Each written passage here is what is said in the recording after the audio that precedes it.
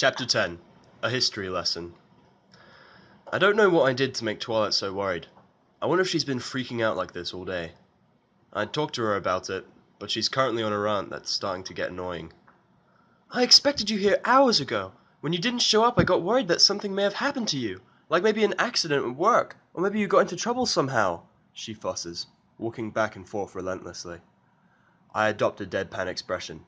Twilight. What was I supposed to think when you didn't show up right on the time I put in for your visit on my schedule? What if it was my fault? What if I had said something to offend you and keep you from ever coming back to talk to me? She continues, but at this point she's talking mostly to herself. Twilight, I don't think I'll ever be able to forgive myself if I'd driven you off. I mean, I'm not the most social of ponies, but do I really? God damn it, Twilight, shut the fuck up! I yell at her impatiently, startling her in silence.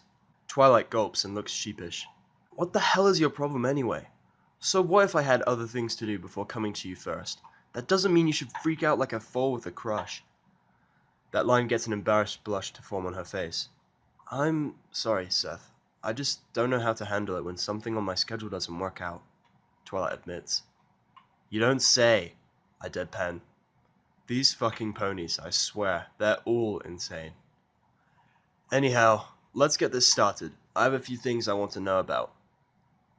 I suppose that's fair. Do you think you can tell me a bit about humans as well? I'm really curious about how your kind lives, Twilight asks, watching for my reaction with a hopeful expression on her face. Fuck no, I told you. I'm not telling you ponies anything. I deny her, moving away from the door. Twilight ears fold back, and she looks disappointed. Tea's almost ready, Spike hollers from the kitchen. Twilight jumps a bit at that, and she looks at the kitchen, visibly surprised. But Spike, I haven't asked for tea yet, she says, bemused. I hear a chuckle from the kitchen as a response. You were going to. You always want tea when a guest shows up, Spike explains, walking back out into the main room. I guess you're right, Twilight admits with a sheepish smile. Then she looks back at me. Come into the kitchen, Seth. I can answer your questions there. Fine, whatever, I grunt, following the purple unicorn into the kitchen, which smells of that same tea that I've come to enjoy so much. God, I can't wait. I'm so fucking thirsty. Sweating out of half of your body's reserves of water tends to do that to you. I sit in my usual seat, sighing at the relaxing feeling. If I think about it, this is probably the first time I've sat down all damn day. It feels amazing to be able to relax after a long day like this.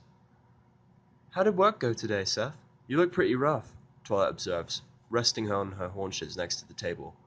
I guess she's referring to the state of my clothes. That doesn't stop me from coming up with a way to fuck with her, of course. Twilight watches me, perplexed, as I reach over to her with my hand. Then she squeaks in protest when I plonk my hand down on her head and start mussing up her mane relentlessly. I stop when her previously immaculately groomed mane is now as untidy as a mop.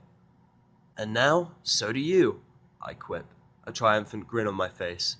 Spike erupts into hysterics at seeing the state of Twilight's mane. Twilight herself is staring up at the few strands of her mane that are now hanging down over her face. Seth, that wasn't very nice. I spent 30 minutes tidying that up this morning, she admonishes me, levitating a mirror and comb to her. She runs the comb through her mane, hoping to fix the damage I caused. You seem to be under the impression that I'm a nice person, I remind her. All I get is a response as a frustrated huff as she sorts through the tangles in her mane. God, this sight looks so fucking hilarious. A fucking purple unicorn is acting super butthurt about her mane looking like shit.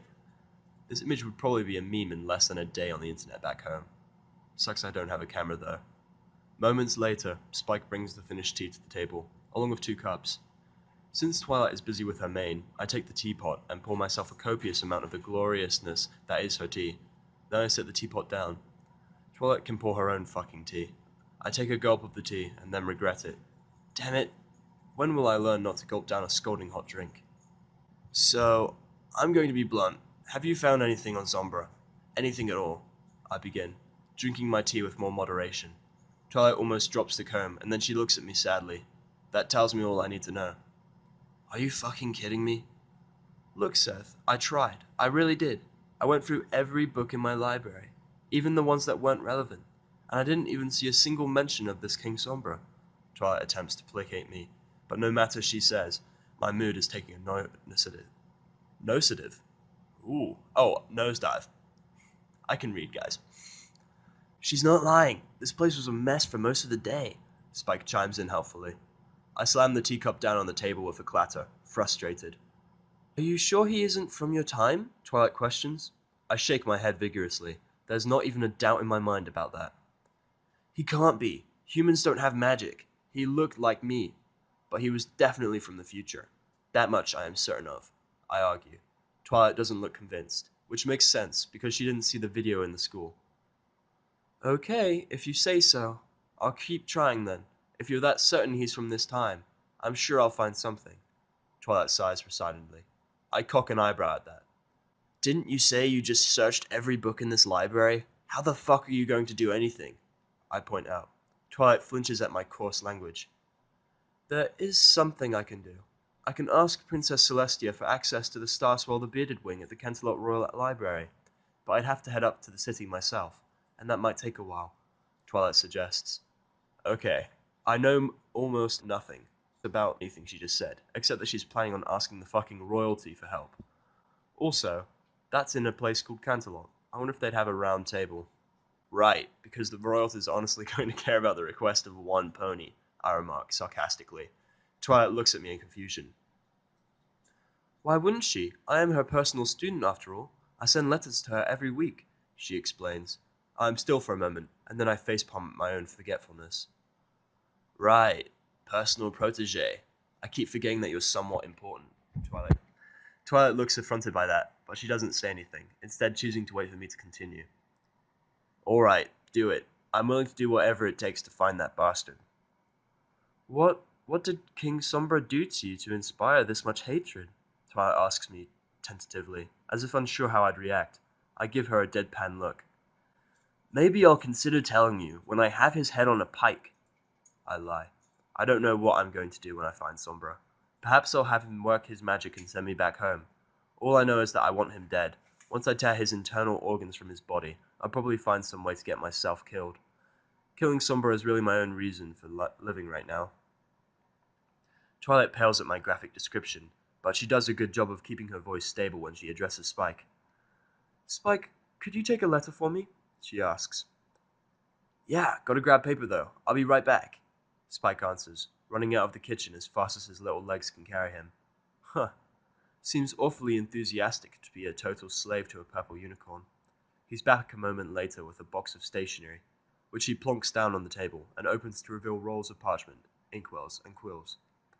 So, you ever feel like you're in a trippy modded version of Skyrim? Because I certainly do. Spike unrolls some parchment on the table, and then he dips the tip of a quill into the inkwell. He looks up at Twilight expectantly. The unicorn clears her throat and then begins to dictate. Dear Princess Celestia, I would like to request access to the Starswell the Bearded Wing of the Canterlot Royal Library for the weekend, as information that I do not currently possess has been requested of me. In my presence as I write this is a human, which you may recall is the species of sentient beings that precedes us by 3,000 years. Seth Rogers is his name, and it is he that is requesting information concerning a certain King Sombra. Granting my request would be great help in my quest to aid him, and would be greatly appreciated. Your faithful student, Twilight Sparkle. Spike had stopped writing halfway through that, glancing at Twilight with a blank expression. When she notices him, Twilight raises an eyebrow. Spike, is something the matter? She asks curiously. You used a lot of big words in there. I don't know how to spell most of them, Spike admits reluctantly, causing me to roll my eyes. What do you know? A dragon that doesn't know how to spell. What are the odds? In my world, fucking zero. In this world, apparently dragons are par for the goddamn course. Go figure. Following Spike's confession, Twilight has him join us at the table. Then she starts helping him through the spelling of each word that he has trouble with, while I just sit there and twiddle my fucking thumbs. I'm twiddling thumbs is a dumb way to pass the time. No, I'm doing the smart thing and drinking my tea. Man, I love this stuff. Okay, I think I've got it now. Thanks, Twilight, Spike exclaims. After waiting a few moments for the ink to dry, the dragon rolls up the parchment and then carefully seals it shut with a weird golden seal. To my shock, he proceeds to incinerate the letter in a gout of green flame. And sent. What the fuck? After all that work, you just burned it up? I demand.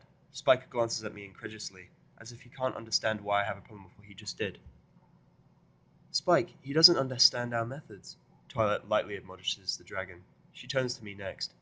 Seth, Spike knows a basic spell that allows him to transport small objects directly to Princess Celestia through his magic-based flames. Of course. The answer to everything that doesn't make sense in this world. How are letters sent? Magic. Why do ponies get butt tattoos? Magic. How do Pegasi move the clouds? Fucking magic. I mutter, annoyed. Well, it's not quite that simple. If you are interested, I can tell you that the link works by magic entangling two mana particles and Twilight starts to explain. Yeah, how about no? I'm not quite ready for nap time, if you don't mind. I interrupt her rudely, which Spike finds quite amusing. Twilight huffs, annoyed that her explanation was cut off. Well, then you can't complain about magic if you don't want to hear how it works. Twilight shoots back at me petulantly, putting on an adorable pout. I most certainly can. No one says I have to follow proper logic. I disagree with the bored expression on my face. Twilight looks nonplussed at that. But the logic determines the legitimacy of the complaint. Without logic, you don't have a basis to form a compelling argument. Twilight has a point, but right now I'm having way too much fun just annoying her. How can you complain knowing that you're wrong? Because fuck you. That's how. I respond dryly, already done with this conversation. Meanwhile, on the floor, Spike is rolling around, finding this whole situation funny as hell. Twilight is speechless, completely unable to come up with a proper retort, as a light blush forms on her face. Apparently these ponies are taking my profanities too seriously. Now that that's done, how about I actually start asking questions now? Yes, right. Ask away, Twilight stammers after she collects herself. Good. Now if I remember correctly, I wanted to ask her something about the school I went to. Why do some ponies not have butt tattoos? I ask, remembering Apple Bloom, Sweetie Belle, and Scootaloo. I told you, they're called cutie marks, Twilight corrects me, earning a deadpan stare from me. I will never call them that. Ever, I tell her flatly. Why not? It's the proper term. Because it's a fucking stupid name for a tattoo, that's why, I reveal. Twilight gets even more frazzled at my stubbornness.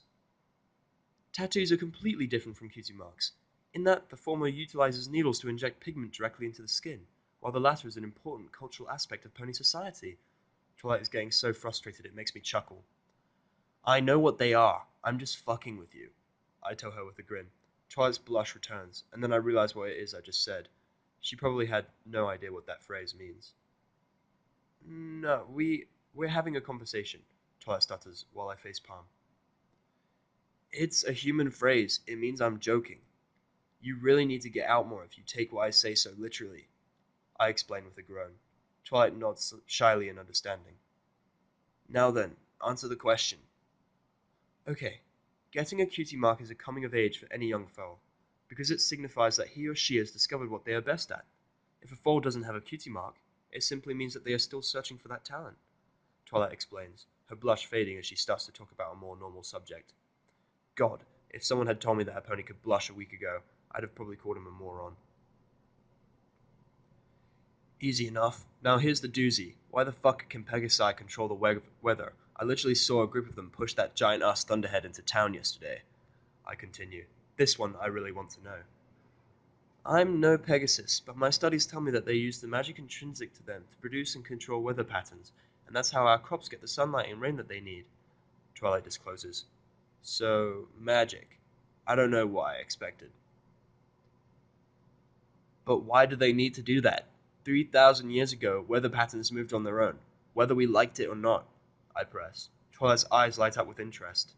Shit, I just told her something about my world, didn't I? Fuck. Really? That's fascinating. What kinds of weather patterns were the most common? How much rainfall did you get per year? How did you keep the lightning discharge from harming your species? Why? Shut up, Twilight. I asked a question first. I cut across her petulantly. Twilight flinches, looking like I'd slapped her in the face. I'm not quite sure, to be honest. It's been this way even before I was born. I think it might have something to do with the reign of discord over 1,000 years ago, Twilight hypothesizes, resting her cheek on a hoof. Discord? I repeat in a questioning manner. For some reason, I have a flashback to Final Fantasy's Chaos, the god of discord. Now, wouldn't that be the plot twist of the century? That's right, you don't know our history. The princesses weren't always the ones reigning in Equestria. Over 1,000 years ago, an entity named Discord ruled over the world, twisting and perverting the landscape to his whims. and changing the laws of physics to suit himself, Twilight divulges. I blink, regarding her skeptically. Twilight is astonished when I burst out laughing. Come on, really? A being that can literally move mountains and fuck up nature because he feels like it? That seems like something out of a Xanth book. Okay, I guess I deserve that one. I'll get you back, though. I chortle, bewildering. Twilight even further. What are you talking about? Twilight demands. I give her an incredulous look. You're fucking with me, right? I mean, changing physics? Really? I ask her suspiciously. I don't like that she looks so serious. No, I'm not. I'm not joking, Twilight says slowly. I'm a bit amused that she didn't use any particular phrasing, but then again, I feel like it would be weird seeing these ponies curse like I do. Discord was a very real threat. After the princesses sealed him away in stone, they worked to reverse the damage to the world. But I guess some aspects of the natural order were permanently disrupted. I'll have to do some research, but that's my primary theory. What? I don't get it. How did everything go from making sense to being batshit crazy? I demand, resting my head in my hands. Not even a week ago, my preconceptions of reality were completely destroyed by the existence of magic. Now there are deities that can control reality itself. I mean, that kind of shit was what the church would preach back in my era, about some almighty god or whatever. But I never believed them either. Twilight, I need proof. I can't just accept this. I understand. This is probably a lot to take in. If Princess Celestia approves my request, I'll take you with me to Canterlot and show you Discord himself. Twilight responds. My head shoots up with shock and I gaze at her with a panicked look. That fucker is still around? As if she notices my distress, Twilight adds, Don't worry, he's sealed in stone. How comforting. So because this fucked up god ran around making the world foobar, Pegasi have the weather themselves. I summarize in an attempt to understand everything a bit better.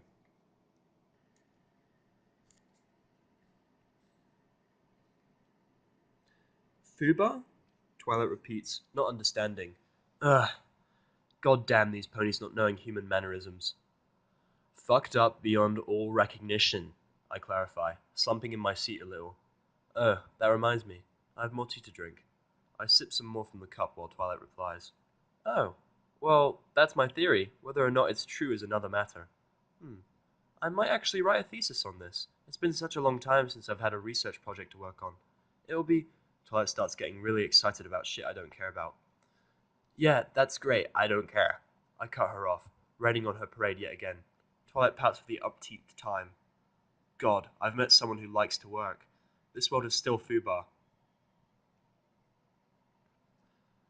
Now, there's something else that's been... Suddenly Spike lets out a loud belch, and a wave of heat passes over me. I turn to see a stream of emerald flames jetting from his mouth, which then, how do I even describe this, coalesce into a roll of parchment, held shut by a very fancy-looking seal in the shape of a blazing sun. Mail's here, Spike deadpans, tossing the scroll to Twilight, who grabs it eagerly with her magic. That was quick. I expected at least a day's wait, even if you are her personal student, I comment, watching Twilight open the scroll. She doesn't answer me, instead clearing her throat and reading the contents of the letter aloud. Dear Twilight Sparkle, your mention of a human presence in Ponyville is a matter of some concern. Our records on their culture are scarce at best, and as such it is our recommendation that you treat this human with the utmost caution. Twilight begins, her voice wavering as she reads. I like her already, I remark. Seems like the royalty realizes that I have the potential to be dangerous, even if the other ponies don't think so. It is your mention of King Sombra, however, that is most alarming, as his existence is a well-guarded secret. It came as a shock to both Luna and I that the human knows of him. As a result, there is no need for you to visit the Canterlot Royal Archives, as Luna and I will be arriving in Ponyville on the morrow to personally address this issue. You can expect us at dawn tomorrow. I apologize for the short notice, but this is a matter of national security. Your loving mentor, Celestia. Twilight finishes, a dumbfounded expression on her face. She drops the scroll, losing the ability to focus on her magic. Princess Celestia and Princess Luna are coming here tomorrow? Oh no. Spike sighs as Twilight's face becomes frantic. I must clean everything! Twilight shrieks in panic, and then she starts dashing around the room in a frenzy, using her magic to replace books, dust off shelves, and other assorted tasks that don't really seem like they're all that important. I glance at Spike. Does she do this often? I whisper to him. Spike gives me a look. Too often, is his telling response. Well, that's my cue to get the hell out of Dodge. It looks like it's getting dark outside anyway. If I'm waking up at dawn to meet royalty, I need to get some sleep. I'll leave it to her then. I'm ducking out, I tell Spike, who nods at me as I move towards the door. I've been around ponies all day, so I can't wait to get back to Vinyls and spend some time alone, even if all that means is lying on the bed and staring up at the ceiling. Seth! Twilight's scream causes me to pause in the middle of reaching for the door. The princesses will be here at dawn. Don't be late. Whatever, I reply, and then I leave the library and its crazed inhabitant behind. Okay, now that I have nothing else to do today, I should probably... My own thoughts are interrupted by the uncomfortable pangs of hunger shooting through my stomach. That answers that question. I need to eat first before going back. But where can I go? I can probably go back to Carrot Top again, but she's probably closed by now.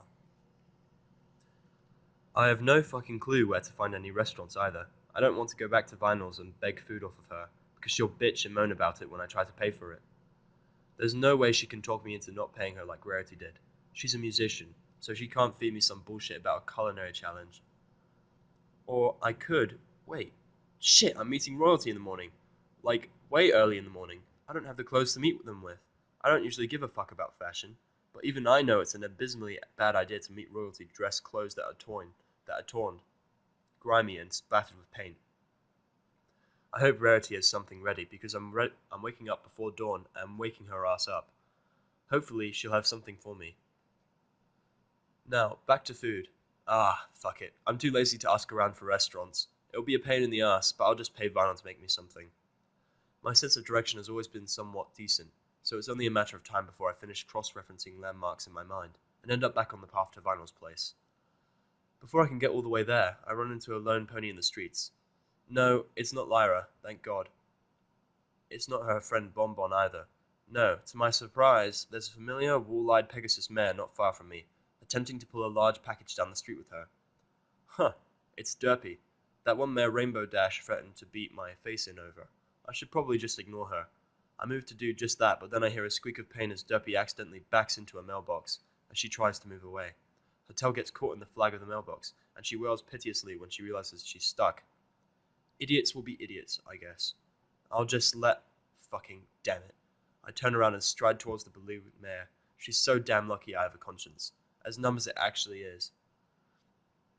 The moment Derpy sees me coming, she gives me a pleading look. Mr. Rogers, can you help? I'm stuck. That fucking face. Damn you ponies and your innate cuteness. Especially this one. I don't... Whatever, I'm committed to this now. I might as well see it through. Yeah, be still, I answer, trying to use as few words as possible. I'm helping her, but I don't want her to get attached. Best to be as cold as possible, while not being outright mean. I'm no bully. Derpy obediently stops struggling as I grab her tail and gently disentangle it from the flag, stopping every time I encounter a knot that would hurt her if I tug on. Finally, I manage to get it free, and Derpy leaps away from the mailbox, a bright smile splayed across her face. Thank you so much, Mr. Rogers, she gushes, and then to my utter shock, she rears up on her hind legs and places her front hooves on my chest, all for the purpose of giving me an affectionate lick on my cheek. She gets down a second later, but I'm frozen. How the fuck does somebody react to being thanked like that? Rainbow was right, this really is a strange pony. Shaking my head to clear my mind, I decide to change the subject. Don't mention it. What's in the package anyway? Derpy's face brightens at my question. My daughter Dinky has her birthday the day after tomorrow, so I wanted to get her gift home early. I don't think it would be so heavy though, she explains, glaring cutely at the package. Okay, guess I'll leave you to it then, I say, and then I continue on my way. Or at least I would have, if I hadn't started thinking after I got a few meters away. Rainbow said Derpy was really clumsy, right? There's not that many ponies out, so it's entirely likely that she would have been stuck at that mailbox a lot longer if I hadn't been there. So if she gets into trouble again, the same thing might happen. Not that I care. She's just some pony I barely know. That happens to be impaired. That has treated me with nothing but respect since I met her, and has a voice so adorable it could give a guy diabetes. So why should I go out of my way to help her? Fucking... what a damn hassle. On second thought, I say, turning back around to see that Derpy had gone back to pulling weakly at the package with her teeth. She looks up hopefully at my voice, and then smiles when she sees me walking back to her. Get out of the way. Derpy whinnies a bit as I gently move her away from the package. Looking at it, I reach down and test its weight. Huh, it's not that heavy. I should be able to lift it. I bend my knees and wrap my arms around it, finding a proper grip. Derpy gasps when I unbend my body, lifting the entire package off of the ground. Wow, Mr. Rogers, you're really strong. But you don't have to do this for me. You're right, I don't. As to why I'm doing it, your guess is as good as mine, I tell her dryly, which only seems to confuse her. Now show me where your home is. Okay, you're really nice, Mr. Rogers, Derpy exclaims, her expression now much brighter than before. Yeah, don't get used to it. I don't even know what it is about you that makes me do all this shit. Actually, yes I do. It's pity. I feel sorry for you. I prefer to be called Seth, I grunt. Together, the two of us move through the streets. To my surprise, we're still heading in the direction of Vinyl's house. Does that mean she lives near? Holy shit, it does. Derpy lives right across the damn street from Vinyl. I guess that makes us neighbors. This is my house, Derpy tells me, opening the door with her mouth. Without answering, I push past her and set the package down in her living room. Thanks again for the help. Whatever, I'm leaving now, I tell her uncomfortably. I really wish she wouldn't look at me so happily. I did it because I wanted to, not because I wanted to help you. Okay, come by sometime. I owe you a muffin, Derpy offers. I wave my hand, and then I shut the door behind me. Without bothering to knock, I walk into Vinyl's house and shut the door behind me. There's a shower upstairs that is calling my name. I think I'll head there first. A snore distracts me just before I walk up the stairs. I peer curiously over the edge of the living room to see Vinyl resting on her back. Her hooves played out in a random fashion. Her mouth is wide open, and her breathing is steady, telling me that she's asleep. That's one of the most undignified sleeping positions I've ever seen. To be fair though, I've never really seen any other positions, because I don't make a habit of watching ponies while they sleep. I should leave her be. For now at least. When I get back down after my shower, I'll flip over the couch if she isn't awake by then. Man, I can't even say how much more I appreciate showers now, as opposed to back in college. I remember I would always procrastinate by showers because I had so many other things to take care of. On the weekends, I wouldn't even shower at all, unless I was meeting Amaryllis or going back to my mother's house. Now, as I stand under the hot water, I feel like I've died and gone to heaven. Yeah, I think I mentioned this before, but what I am doing this time around is taking my grimy clothes into the shower with me, soaking them and scrubbing the dirt and sweat with my bare hands. Using Vinyl's brush to do so would be a kind of a dick move, but this way, if Rarity doesn't have anything ready for me in time, I can wear these again. I don't think the paint stains are going to come out, but I'll be less filthy than before. Once I'm done cleaning the clothes and myself, I shut off the water and dry myself off. The damp clothes I leave hanging over the edge, except for my boxers. Those I wring out well and put on, as there's no way I'm going downstairs to eat naked. Even boxers is pushing it. Hell, I'll wear this towel too. I stomp down the stairs, and the first thing I notice is that Vinyl is not on the couch anymore. Instead, I see a light on in the kitchen, and I think I hear Vinyl humming to herself. Hey, she's not that bad. I wonder if she sings at any of her gigs. Moving into the kitchen, I see Vinyl throwing together a strange-looking salad that is a mishmash of fruits and vegetables. There's also a loaf of sliced bread next to her, as well as a pile of what looks like hay. The moment I join her in the kitchen, she turns and sees me, regarding me with those magenta eyes of hers. Sup, dude? Welcome back! Vinyl greets me in the same chilling manner that she's always does. When she notices that I'm wearing almost nothing, she nods approvingly. I see you decided to take my suggestion. Then why are you wearing my towel? Because I have some dignity left. This towel is my clothing until my other clothes dry, I explained tersely.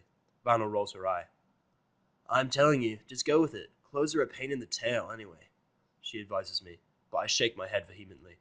The answer is no. You ponies may think it's acceptable to go waltzing around totally naked, but I certainly don't, I snap. Anyhow, here.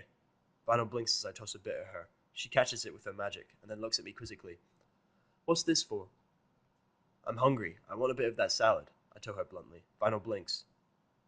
Dude, you know I'd give you some for free, she admonishes me. She sighs when I give her a pointed stare that clearly tells her what I think of it. But I know how you are. Alright, take a seat and I'll serve you up.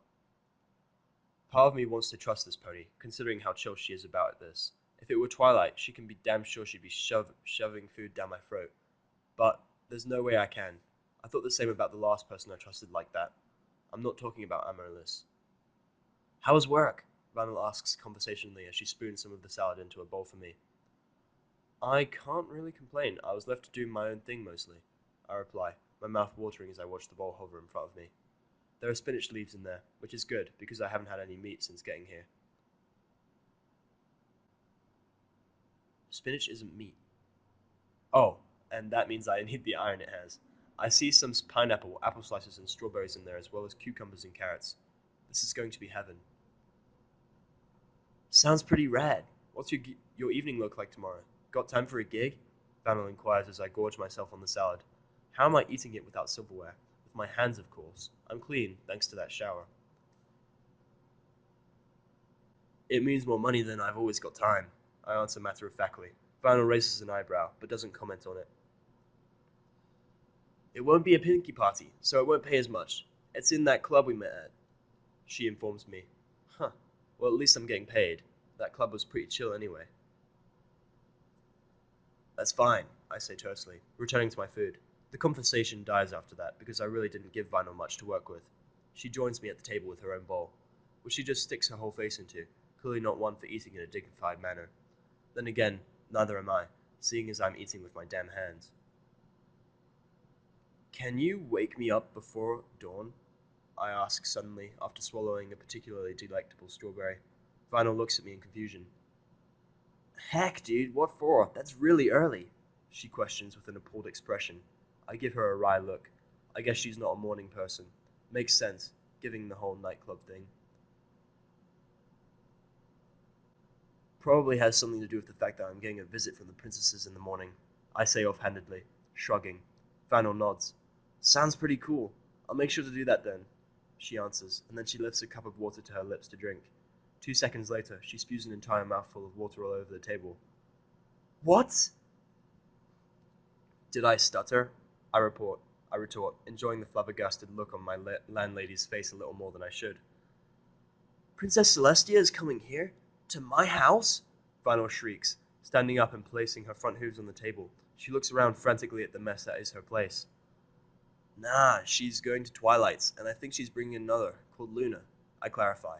Vinyl sits down, releasing a relieved sigh. God, don't scare me like that, dude. It would be totally uncool for the princess to see my crib looking so messed, she says, and then pops a strawberry into her mouth. Still, it's pretty sweet that you get to meet them. Good, that's one of us does. I think it's a pain in the ass, because I really don't care to be fawned over by 2 stuck-up royal types, I remark. Vinyl looks troubled at that. You really shouldn't talk about them like that. They've done nothing but do right for us, she reprimands me. I shake my head, unconvinced. Uh-huh. I'll believe it when I see it. As far as I know, all those upper-class freaks hide their corrupt and power-hungry nature behind a mask of benevolence. I deadpan. My words earn a pained expression from Vinyl. If they want my respect, they'll have to earn it. Dude, you're so negative, Vinyl comments, and then takes another drink of water, this time not spitting it anywhere. Cry me a river, I scoff, not caring in the least what she thinks about me. Ignoring her hurt expression, I finish off the rest of my salad and drain my glass of water. I'm going to bed now. Okay. Good night, Seth. Vinyl calls after me as I rise from the table. I make sure to keep the towel from falling away from my waist. Leaving the 6 bits for my rent on the table, I stride out of the kitchen and through the living room. From there, it's not long before I'm back in my comfortable room. Sitting down heavily on the bed, I let out a contented sigh. Alone at last. Now I can lose myself in my own sorrow. This world really sucks. It's not a good feeling to know that you're the only one left of your kind in a world that thinks of you as a wondrous being, caring little for you as a person. But then again, that's how people are, and ponies aren't that much different. If this world is anything like mine, then the moment the ponies find out I exist, there will be hordes of reporters. I hope to God that doesn't happen. I'll kill every damn one of them if they make my now shitty life any worse. So, for the rest of my life, I'll be completely alone, no friends, no family, and no chance of even starting a family of my own. Not that that thought ever crossed my mind that often before, but I have to admit, once or twice I'd entertained the odd fantasy of settling down with Amaryllis.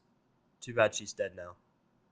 Hopefully the princesses will be able to shed some light on this whole thing about Sombra. They seem to know who he is, and if all goes well, I'll be able to put an end to him with extreme prejudice. With these thoughts in my head, I lay back on the bed and stare at the ceiling. It feels good to rest after an entire day of being on my feet. For a moment, I start to worry over what the princesses might do upon meeting me. If I were a brightly coloured pony, and I just happened to show up in my era, I'd have been captured and dissected in a lab somewhere. That hasn't happened here yet, obviously, but who knows what the future holds. Fucking brain, stop your shit, I want to sleep, I growl at myself. Just because I lay down on the bed isn't an excuse for you to go all philosophical on me, so fuck you and good night. Now I'm talking to myself. Thankfully, it seems to have worked. I can quell those troublesome thoughts rolling around in my mind at last, and sleep starts to overtake me. Whatever happens tomorrow, happens, and worrying won't change that.